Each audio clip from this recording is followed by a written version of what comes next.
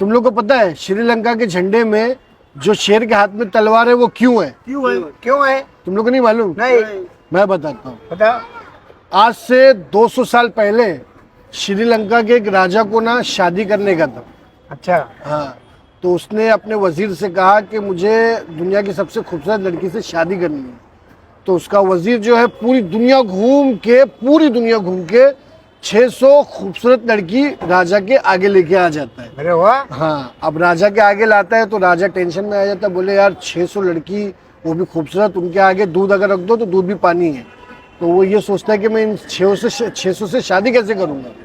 अब ये टेंशन में रहता है क्योंकि अगर 600 से शादी कर लेगा तो वो कर कैसे क्या कर पाएगा।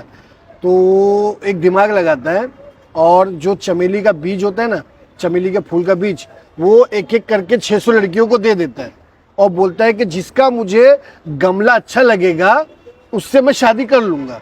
ठीक है, वो लड़कियों को बोलता है और बोलता है कि मुझे 1 साल के बाद मिलना सब, यानी एक एक बीज दे के उन लोग को बोलता है कि 1 साल के बाद मुझसे मिलो और जिसका मुझे गमला अच्छा लगेगा मैं उससे शादी कर लूँगा।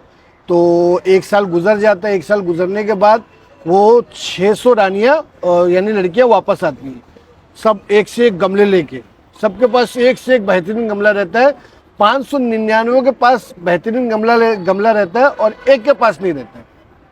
तो अब राजा सोचता है कि यार ये 599 के पास तो गमले हैं अच्छे अच्छे, ये एक के पास क्यों नहीं है। तो राजा उसके पास जाता है और पूछता है कि भैया सबने तो गमला लाया, तुम गमला क्यों नहीं लाए।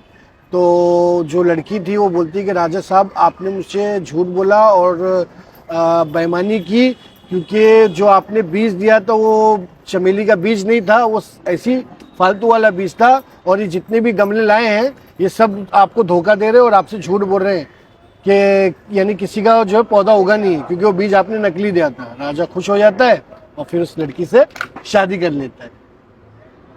और रही बात वो श्रीलंका के झंडे की जिसमें शेर तलवार लेके खड़ा है, वो मेरे को खुद भी नहीं मालूम कि क्या है।